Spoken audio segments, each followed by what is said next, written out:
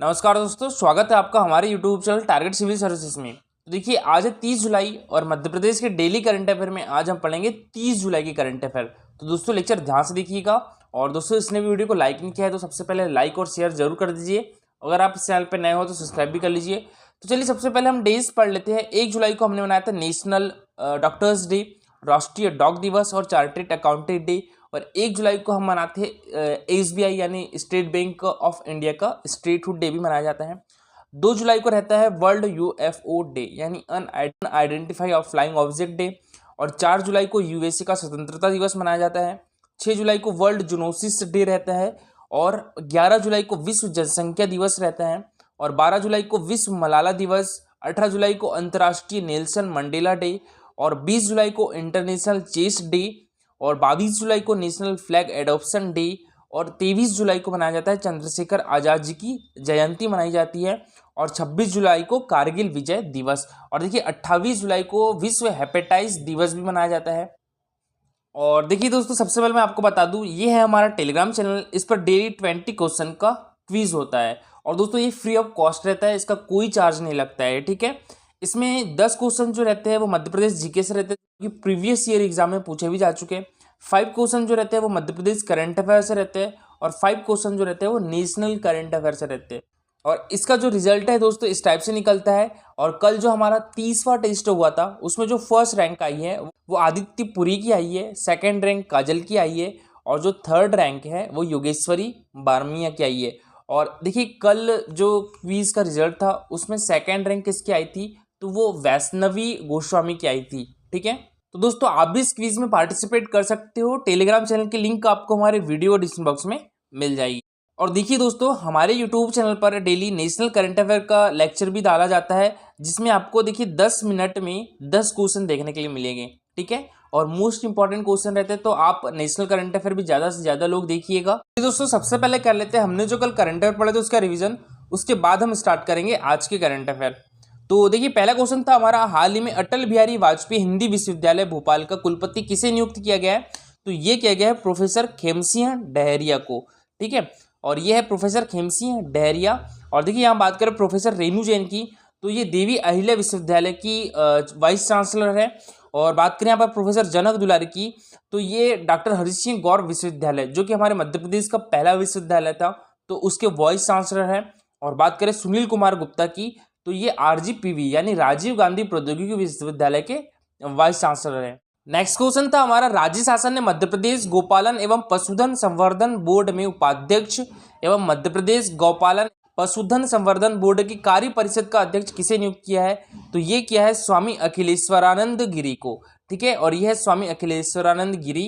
और बात करें हम यहाँ पर मध्य प्रदेश गोपालन एवं पशुधन संवर्धन बोर्ड की, तो इसकी स्थापना कब हुई थी दोस्तों, इसकी स्थापना हुई थी 19 अक्टूबर 2004 को, याद रखिएगा।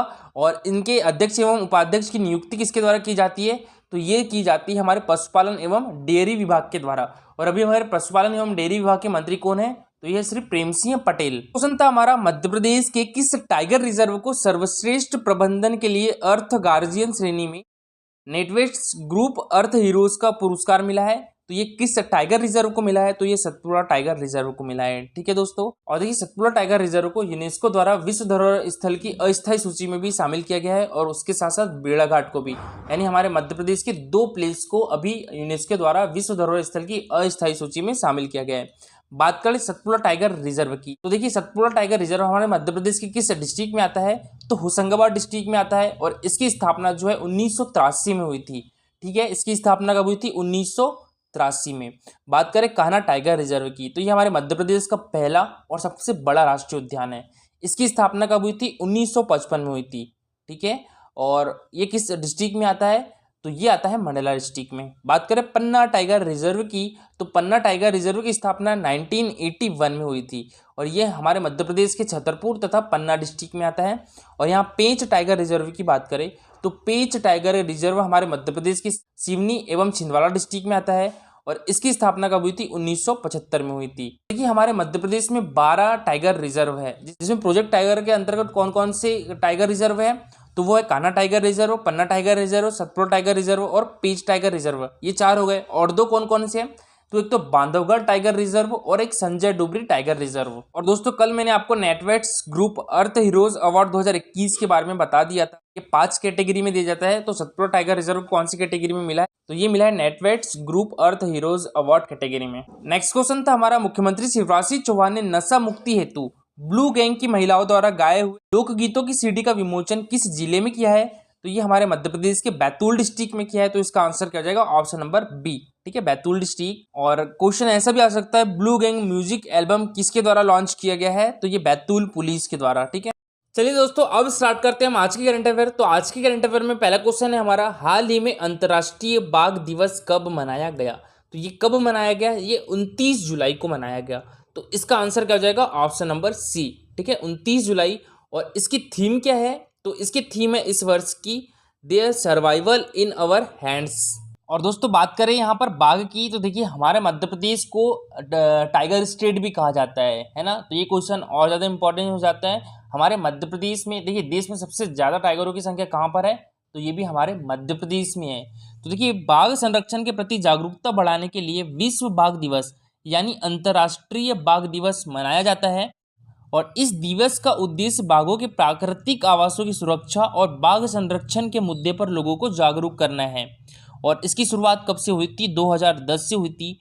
और वर्ष 2010 में रूस के सेंट पीटर्सबर्ग में हुए बाघ सम्मेलन में 29 जुलाई को अंतर्राष्ट्रीय बाघ दिवस मनाने का निर्णय लिया गया था। और इस सम्मेलन में 13 देशों ने भाग लिया था और उन्होंने 2022 तक बाघों की संख्या में दुगनी बढ़ोतरी का लक्ष्य रखा था। और देखिए राष्ट्रीय बाघ संरक्षण प्राधिकरण यानी NTCA के मुताबिक जो सबसे ज़्यादा टाइगर है वो कहाँ पर है, वो है कार्बेट टाइगर रिजर्व। ये कहाँ पर है, ये उत्तराखंड में है, ठीक है। और वर्तमान में हमारे मध्य प्रदेश में देश के सर्वाधिक 526 बाघ है, जबकि 524 बाघों के साथ कर्नाटक दूसरे स्थान पर है और जो उत्तराखंड है वो तीसरे स्थान पर है। उत्तराखंड में लगभग 442 टाइगरों की संख्या है। और देखिए यहाँ पर अगर हम 2006 में हमारे मध्य प्रदेश में कितने बाघ बचे थे, मात्र 300 बाघ बचे थे। 2010 में इनकी संख्या 257 हो गई थी। अब 2018 की गिनती के अनुसार 526 बाघ पाए गए हैं। और मध्य प्रदेश के टाइगर रिजर्व में इस साल जनवरी में बाघों की गिनती हुई है। संभावना है कि प्रदेश में इस बार बाघों की संख्या 700 के आसपास रहेगी। और वन अधिकारी बताते हैं कि वर्ष 2020 की तुलना में 15 से 20% की वृद्धि हो सकती है। और वर्ष 2020 में सतपुड़ा नेशनल पार्क में 45, पेंच नेशनल पार्क में 64, कान्हा नेशनल पार्क में 118 और पन्ना में 42, संजय डुबरी नेशनल पार्क में 13 और जो बांधवगढ़ नेशनल पार्क है वहां पर सबसे ज़्यादा 164 बाघ गिने गए थे। वर्ष 2018 की बात करें तो कान्हा नेशनल पार्क में 118 बाघ थे और पन्ना टाइगर रिजर्व में 70 बाघ थे, पेंच नेशनल पार्क में 65 बाघ थे और बांधवगढ़ नेशनल पार्क में 124 बाघ थे। तो देखिए अब सबसे ज़्यादा जो बाघों की संख्या होगी कहाँ पर होगी, बांधवगढ़ नेशनल पार्क में 164 बाघ गिने गए थे। नेक्स्ट क्वेश्चन है हमारा, हाल ही में नेशनल राइफल शूटर नमन पॉलीवाल की सड़क दुर्घटना में मौत हो गई है। तो इनका संबंध हमारे मध्य प्रदेश के किस डिस्ट्रिक्ट से है, तो देखिए इनका संबंध हमारे मध्य प्रदेश के इंदौर डिस्ट्रिक्ट से है। तो इसका आंसर हो जाएगा ऑप्शन नंबर ए। और ये है नमन पालीवाल, हमारे मध्य प्रदेश शूटिंग एकेडमी के खिलाड़ी थे ये, ठीक है, और इंदौर डिस्ट्रिक्ट से थे। तो इनकी हाल ही में मौत हो गई सड़क दुर्घटना में। तो देखिए दोस्तों इंदौर के शूटर नमन पालीवाल और एक अन्य महिला शूटर कार से सीकर नेशनल कॉम्पिटिशन में हिस्सा लेने जा रहे थे राजस्थान। तो इनकी सड़क दुर्घटना में मौत हो गई है। और बात करें हमारे मध्य प्रदेश में शूटिंग एकेडमी कहाँ पर है, तो ये हमारे मध्य प्रदेश की राजधानी भोपाल में है। नेक्स्ट क्वेश्चन है हमारा, हाल ही में इंटरनेशनल टाइगर डे पर सतपुड़ा फील्ड गाइड पुस्तक का विमोचन किसके द्वारा किया गया है, तो ये हमारे मध्य प्रदेश के मुख्यमंत्री शिवराज सिंह चौहान के द्वारा। तो इसका आंसर हो जाएगा option number A. Vijay Shah हमारे मध्य प्रदेश के वन मंत्री है और कमल पटेल हमारे मध्य प्रदेश के कृषि मंत्री है और उषा ठाकुर हमारे मध्य प्रदेश की संस्कृति पर्यटन एवं अध्यात्म मंत्री है, ठीक है दोस्तों। तो देखिए मुख्यमंत्री शिवराज सिंह चौहान ने विश्व टाइगर दिवस के अवसर पर सतपुड़ा फील्ड गाइड पुस्तक का विमोचन किया और इस पुस्तक में सफारी गाइड और नेचुरलिस्ट्स को वाइल्ड लाइफ को समझने में मदद मिलेगी। और उन्होंने कहा है कि टाइगर स्टेट ऑफ इंडिया के रूप में हमारे मध्य प्रदेश स्थापित हुआ है और मध्य प्रदेश टाइगर्स को बचाने के साथ ही बढ़ाने के लिए भी कटिबद्ध है। और देखिए भवानी प्रसाद मिश्र जी ने कहा था कि सतपुड़ा के घने जंगल उगते अनमने जंगल। बात करें यहाँ पर भवानी प्रसाद मिश्र जी की, तो देखिए ये हिंदी के प्रसिद्ध कवि तथा गांधीवादी विचारक थे और इनका जन्म जो हुआ था वो 29 मार्च 1913 को हमारे मध्य प्रदेश के होशंगाबाद डिस्ट्रिक्ट में हुआ था। इनका जो निधन हुआ था वो नरसिंहपुर में हुआ था। और देखिए दोस्तों, भवानी प्रसाद मिश्र जी को 1972 में उनकी एक रचना बुनी हुई रस्सी के लिए साहित्य पुरस्कार भी मिल चुका है। और 1971-72 में उत्तर प्रदेश हिंदी साहित्य एकेडमी का साहित्य सम्मान भी दिया गया था। और 1973 में उन्हें मध्य प्रदेश शासन के शिखर सम्मान से भी अलंकृत किया गया है। तो भवानी प्रसाद मिश्र जी के बारे में भी याद रखिएगा, हमारे मध्य प्रदेश से है ये। नेक्स्ट क्वेश्चन है हमारा, भारतीय टीम के युवा मिडफील्डर विवेक सागर ने टोक्यो ओलंपिक 2020 में अर्जेंटीना के खिलाफ हॉकी मैच में गोल दागकर भारत को जीत दिलाई है। तो इनका संबंध हमारे मध्य प्रदेश के किस जिले से है दोस्तों? तो इनका संबंध हमारे मध्य प्रदेश के होशंगाबाद डिस्ट्रिक्ट से है। तो इसका आंसर हो जाएगा ऑप्शन नंबर डी। तो देखिए, यहाँ पर हम बात करें मध्य प्रदेश हॉकी एकेडमी की, तो पुरुष हॉकी एकेडमी कहाँ पर है? ये मध्य प्रदेश की राजधानी भोपाल में स्थित है। और जो मध्य प्रदेश महिला हॉकी एकेडमी है, ये हमारे मध्य प्रदेश के ग्वालियर डिस्ट्रिक्ट में स्थित है। देखिए, मध्य प्रदेश महिला हॉकी एकेडमी की स्थापना कब हुई थी? 2006 में हुई थी। और मध्य प्रदेश पुरुष हॉकी एकेडमी की स्थापना कब हुई थी? 2007 में हुई थी। और देखिए, भोपाल को हॉकी की नर्सरी होने का भी गौरव प्राप्त है। और देखिए, यहाँ पर बात करें हम IOC की यानी इंटरनेशनल ओलंपिक कमेटी की, तो इसकी स्थापना कब हुई थी? 23 जून 1894 को हुई थी। ठीक है। और इसका जो हेडक्वार्टर है वो लुसाने स्विट्जरलैंड में है। और इस बार 2020 में क्वेश्चन भी आया था कि अंतर्राष्ट्रीय ओलंपिक समिति यानी इंटरनेशनल ओलंपिक कमेटी का मुख्यालय कहाँ पर है? तो ये लुसाने स्विट्जरलैंड में है। और देखिए दोस्तों, 2022 का विंटर ओलंपिक कहाँ पर आयोजित किया जाएगा? तो ये किया जाएगा बीजिंग में, और बीजिंग चाइना में है। 2024 का समर ओलंपिक कहाँ पर आयोजित किया जाएगा? तो ये पेरिस में आयोजित किया जाएगा। ठीक है। और बात करें हम यहाँ पर विंटर ओलंपिक 2026 की, तो ये मिलान कॉर्टेनिया में आयोजित किया जाएगा। और 2028 का समर ओलंपिक कहाँ पर आयोजित किया जाएगा? तो ये लॉस एंजलिस में आयोजित किया जाएगा। और 2032 का जो समर ओलंपिक है वो कहाँ पर आयोजित किया जाएगा? तो ये ब्रिस्बेन में आयोजित किया जाएगा। और देखिए, टोक्यो ओलंपिक 2020 की शुरुआत कब से हुई थी? 23 जुलाई से हुई थी। और ये कब तक की चलेगा? तो ये 8 अगस्त तक की चलेगा। ठीक है। और भारत की तरफ से पहला जो पदक है वो मीराबाई चानू ने जीता था। कौन सा पदक जीता है? तो ये सिल्वर मेडल जीता है। ठीक है। और वेट लिफ्टिंग में जीता है। उन्होंने 49 किलोग्राम वर्ग में यह पदक अपने नाम किया है। देखिए, मीराबाई चानू वेट लिफ्टिंग में रजत पदक जीतने वाली पहली भारतीय भी बन गई है। और भारत की तरफ से पहला जो पदक है वो मीराबाई चानू ने ही जीता है। और इससे पहले कर्नम मल्लेश्वरी, ये भी क्वेश्चन आया था दोस्तों। ठीक है।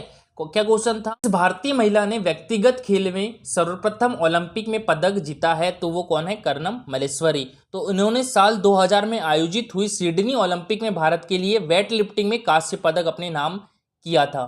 तो कर्नम मल्लेश्वरी वेट लिफ्टिंग में भारत के लिए ओलंपिक जीतने वाली पहली भारतीय है। और इस साल टोक्यो में शुरू हुए ओलंपिक खेलों का आयोजन जो है वो 2020 में होना था, लेकिन कोरोना महामारी के चलते इन्हें एक साल के लिए टालना पड़ा। और इस साल ध्वजावाहक के तौर पर भारत की तरफ से अगुवाई महिला मुक्केबाज मैरी कॉम ने की थी। और हॉकी टीम के कप्तान मनप्रीत सिंह ने की थी। तो देखिए दोस्तों, मध्य प्रदेश राज्य पुरुष हॉकी एकेडमी एवं होशंगाबाद के लाल और भारतीय हॉकी टीम के युवा मिडफील्डर विवेक सागर ने टोक्यो ओलंपिक 2020 में अर्जेंटीना के खिलाफ हॉकी मैच में शानदार गोल दागकर भारत की जीत में महत्वपूर्ण भूमिका निभाई है। और देखिए, विवेक सागर ने 2018 में 4 national tournament, Commonwealth Games, champion trophy, youth Olympic, New Zealand test series, Asian Games तथा वर्ष 2019 में Azlan Shah hockey tournament, Australia test series और फाइनल सीरीज भुवनेश्वर जैसी अंतर्राष्ट्रीय प्रतियोगिता में भारतीय टीम का प्रतिनिधित्व किया है। और विवेक सागर को यूथ ओलंपिक में बेस्ट स्कोरर और फाइनल सीरीज भुवनेश्वर में best junior player of the award से भी नवाजा गया है। और एशियाड 2018 में भारत को कांस्य पदक दिलाने वाली भारतीय टीम में शामिल मिडफील्डर हॉकी खिलाड़ी विवेक 62 अंतर्राष्ट्रीय मैच खेल चुके हैं, जिन्हें वर्ष 2018 में मध्य प्रदेश शासन द्वारा एकलव्य अवार्ड से भी सम्मानित किया गया है। और दोस्तों, कल का हमारा क्वेश्चन था MPPC 2020 में पूछा भी जा चुका है और इसके बारे में हम बहुत बार डिस्कस भी कर चुके हैं। पद्मश्री भूरीबाई किस लिए प्रसिद्ध है? तो ये चित्रकारी के लिए प्रसिद्ध है। तो इसका आंसर क्या हो जाएगा? Option number A. ठीक है, चित्रकारी। और ये भील जनजाति से आती है। और ये किस प्रकार की चित्रकारी के लिए प्रसिद्ध है? तो ये पिथौरा चित्रकारी के लिए प्रसिद्ध है। और देखिए दोस्तों, भूरीबाई को पद्मश्री अवार्ड 2020 में मिल चुका है। ये पद्मश्री 2020 का अवार्ड हमारे मध्य प्रदेश के 2 व्यक्तियों को मिला था। एक तो कपिल तिवारी को मिला था, जो कि सागर डिस्ट्रिक्ट से आते हैं और उनको साहित्य के लिए मिला था। और दूसरी कौन थी? तो ये थी भूरीबाई, चित्रकारी के लिए दिया गया था पद्मश्री अवार्ड 2020। देखिए, हमारे मध्य प्रदेश के एक और व्यक्ति को पद्म भूषण अवार्ड दिया गया था। वो कौन थी? तो वो सुमित्रा महाजन जी थी, जो कि लोकसभा स्पीकर भी रह चुकी है। तो देखिए, ये है कपिल तिवारी और ये है भूरीबाई। पद्मश्री से सम्मानित 2 कलाकार हमारे मध्य प्रदेश के। देखिए दोस्तों, सभी लोगों ने बहुत अच्छा आंसर किया था और जो आज का सबसे अच्छा आंसर किया था ये किया था मेहरबान सिंह ने किया था। बताया गया कि भूरी बाई एक चित्रकार है और इन्हें हाल ही में 2020 का पद्मश्री अवार्ड दिया गया था। और देखिए भूरी बाई का संबंध किस डिस्ट्रिक्ट से है, तो झाबुआ डिस्ट्रिक्ट से है। ठीक है, भूरी बाई को 1986-87 सर्वोच्च पुरस्कार शिखर सम्मान से भी सम्मानित किया जा चुका है और 1998 में मध्य प्रदेश सरकार ने उन्हें अहिल्या सम्मान से भी विभूषित किया था। और दोस्तों, हमारे मध्य प्रदेश की संस्कृति विभाग की ब्रांड एम्बेसडर कौन है, तो वो भी भूरी बाई है। और संस्कृति विभाग की मंत्री कौन है, तो ये है उषा ठाकुर। और दोस्तों, आज के लिए आपका क्वेश्चन है ये भी एमपीपीएससी 2020 में पूछा जा चुका है। मध्य प्रदेश राज्य निर्वाचन आयोग का गठन किया गया है। ठीक है, 1 फरवरी 1994, 1 मार्च 1994 या 1 अप्रैल 1994 या 1 मई 1994। दोस्तों, इसके बारे में भी हमने कुछ ही दिन पहले डिस्कस किया था। ठीक है, तो आई होप कि सभी लोग आंसर दे पाओगे। और दोस्तों, आज के लिए इतना ही। अगर आपको लेक्चर अच्छा लगा हो तो लाइक और शेयर जरूर करिएगा और अगर आप इस चैनल पे नए हो तो सब्सक्राइब भी कर लीजिए। Thank you so much for watching this video.